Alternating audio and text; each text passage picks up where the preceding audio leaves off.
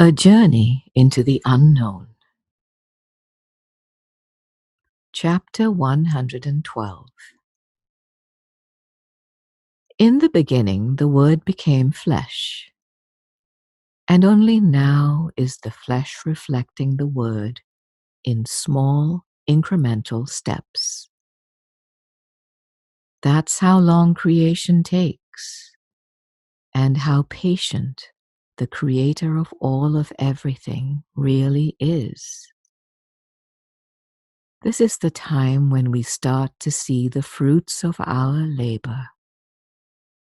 This is when humans start to awaken to the fact that there is much more here than meets the eye.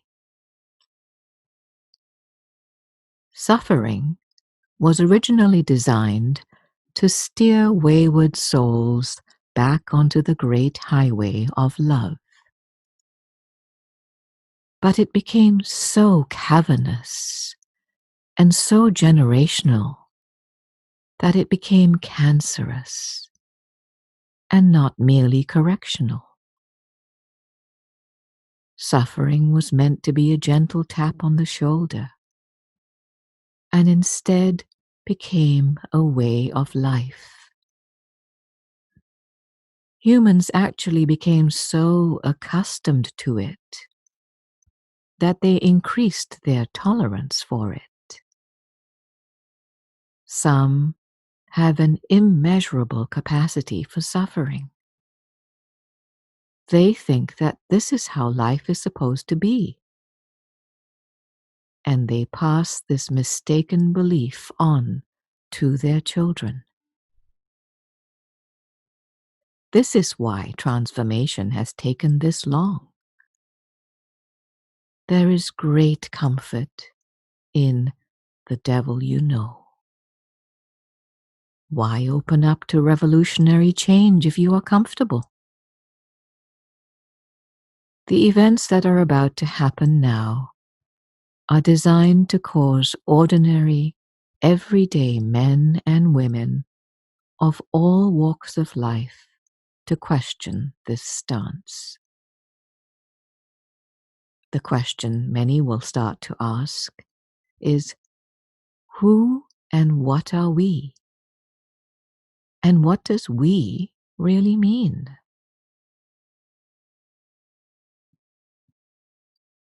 Chapter 113.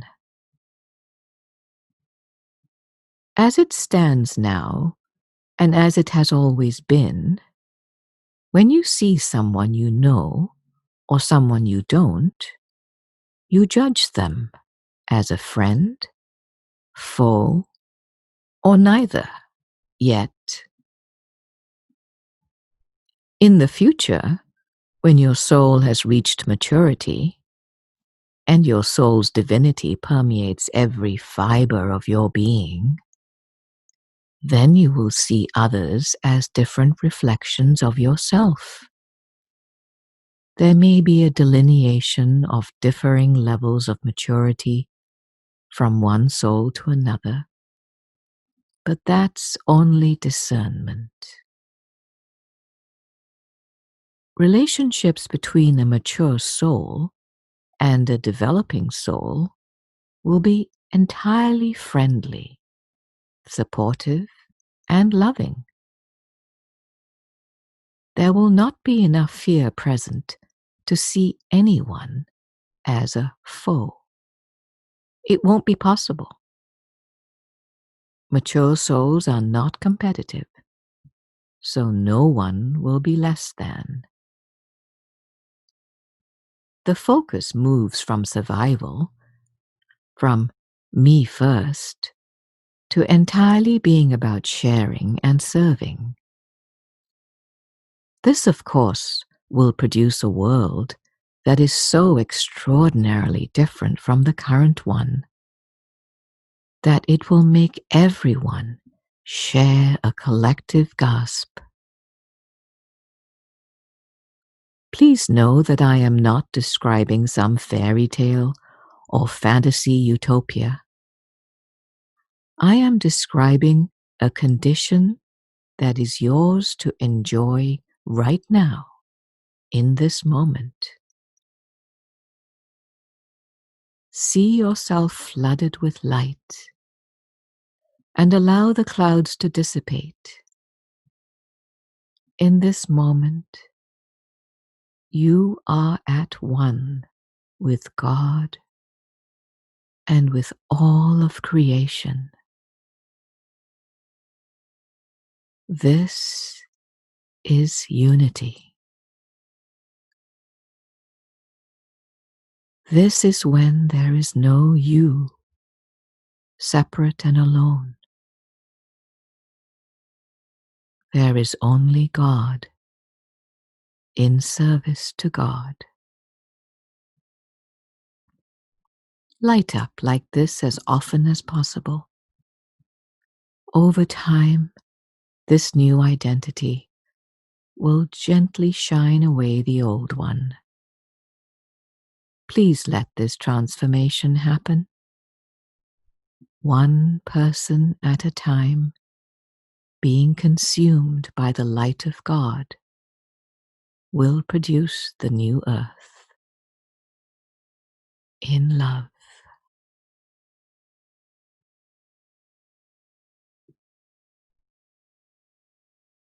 Chapter 114.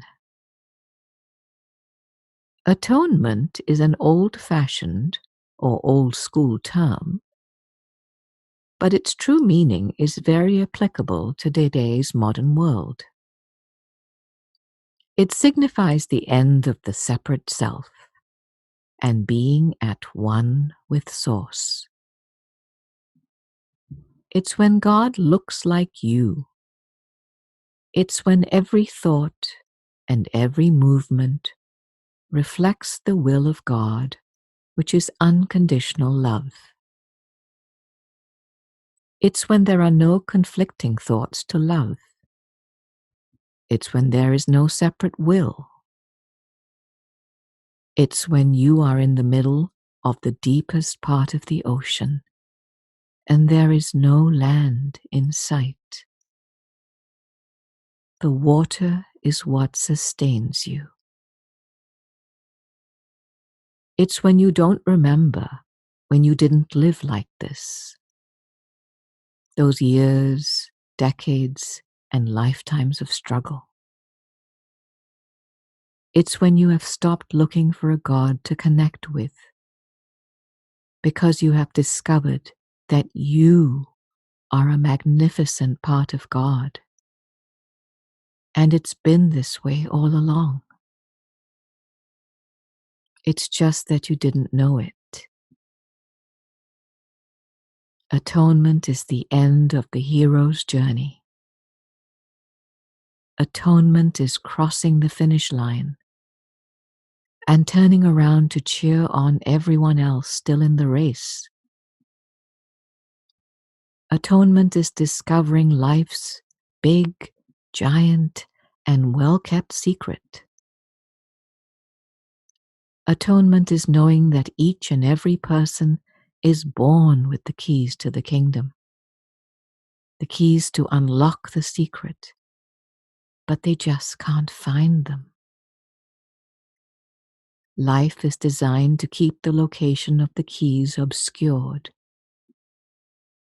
but atonement ensures that clarity will prevail. Here's to you, child of God. Here's to you. Job well done.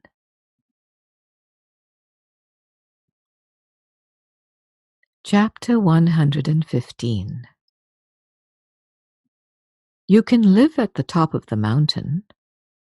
You can go into town periodically to get supplies and conduct business.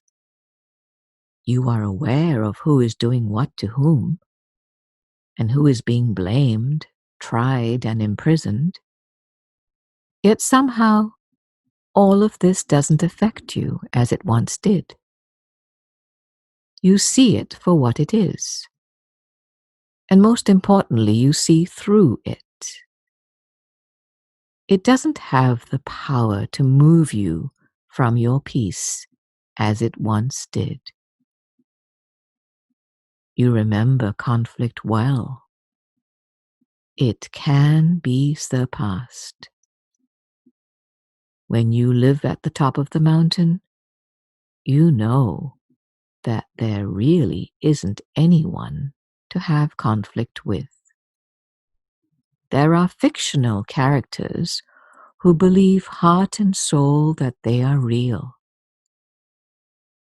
They will even fight to the death to prove it, if you dare to cross them. But at the top of the mountain, you have finally come to the conclusion that you aren't a character in a play, and never have been. You are life itself, giving animation to each and every character. You are part of the source of all. At the top of the mountain, you always take the high road. The low paths are seen clearly for what they are. Never-ending circular paths that are fruitless. Looking at the city of lights from a safe distance is a beautiful sight indeed. Chapter 116. We will help you to see the errors of your ways and begin the path to atonement if you have not already done so, or have gotten stuck in bushes with thorny elements. Life can be like that. Sometimes it seems like there is a trap around every corner, one you didn't see coming. We so desperately want to see God's offspring return to the fold and bring their human bodies and little identities with them. Now that will be a sight to behold. Each microdroplet came from God. So when it matures and returns to the father-mother, it will be like an adult child coming home again. One day your soul will have children, and you will enjoy the experience of watching them change and grow, finally returning to you in the end. Then, and only then, will you know what it will be like to come full circle and to know everything from the perspective of both fear and of love. This is how love is strengthened. Bless you for your diligence.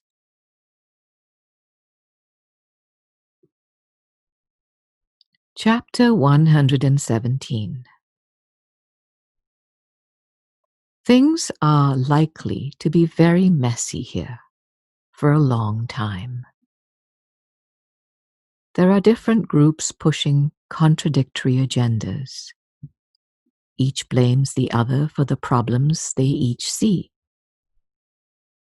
Actually, they all have the same problem. They don't have a clue about who they are in truth. All other human problems are effects from this major misperception. We are seeking to establish a significant group of peacemakers who know the truth about identity and can help change hearts and minds about who they really are and who others are in truth. It isn't about changing how anyone thinks. It's about the cessation of thought. Not fixing thought by reading all of the right books about thinking the right way. These will never solve the conflict here. Thinking you are a body is very different from thinking you have a body. When you stop thinking you are a body, then logically, the body's attributes are no longer your attributes. They no longer dictate your membership in a group of people with the same body attributes and exclude you from groups with differing body attributes. Isn't this what racial identity and animosity is all about? Together, we can help eradicate the most vexing issue that has plagued mankind since the beginning of time. Why do they look different from us? Is a different question than, why does his vehicle look different than mine? No one questions the make, model, and color of a vehicle.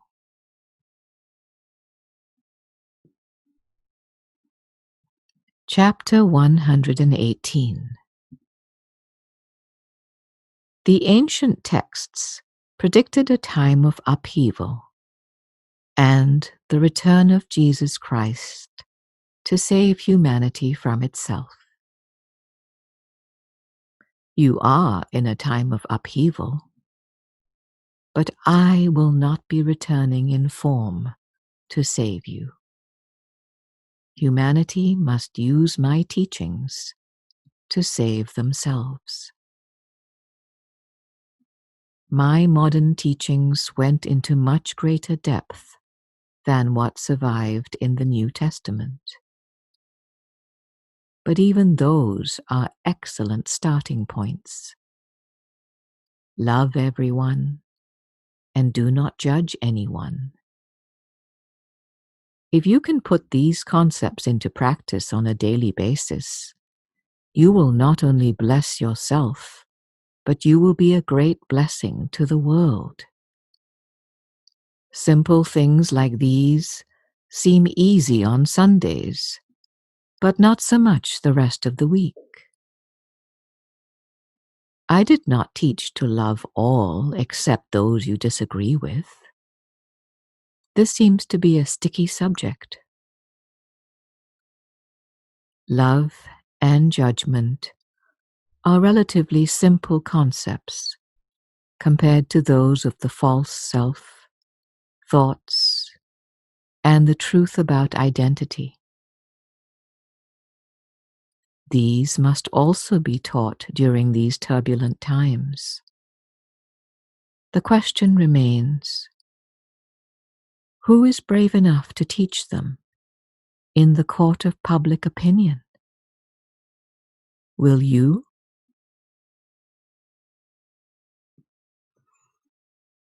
Chapter 119.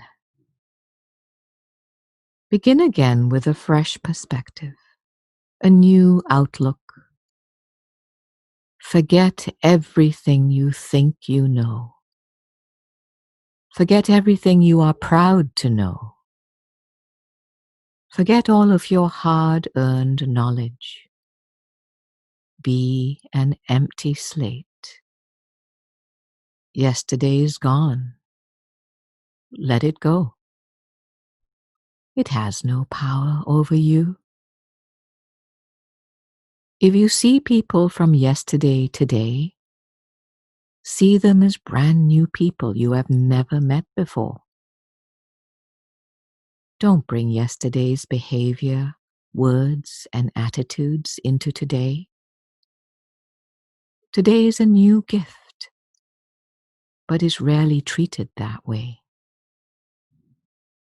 People can't stop bringing the past into the present until you do. Show them the way. This is true forgiveness. And true forgiveness is total freedom.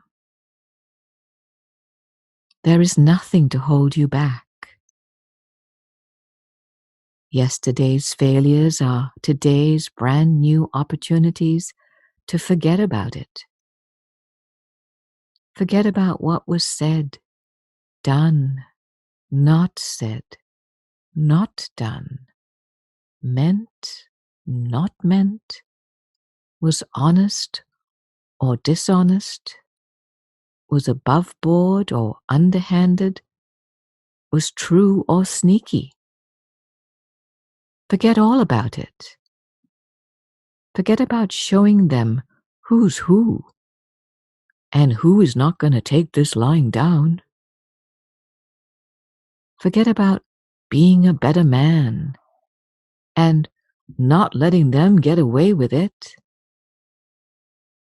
Forget about stepping outside to settle things. Forget about "you'll hear from my lawyer" and "see you in court." As hard as this sounds, you really don't know if it will be hard or not until you try.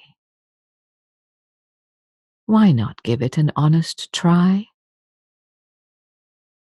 You might find that living this way suits you just fine. Go on. Give it a shot. You have nothing to lose and everything to gain. Here's to the new you.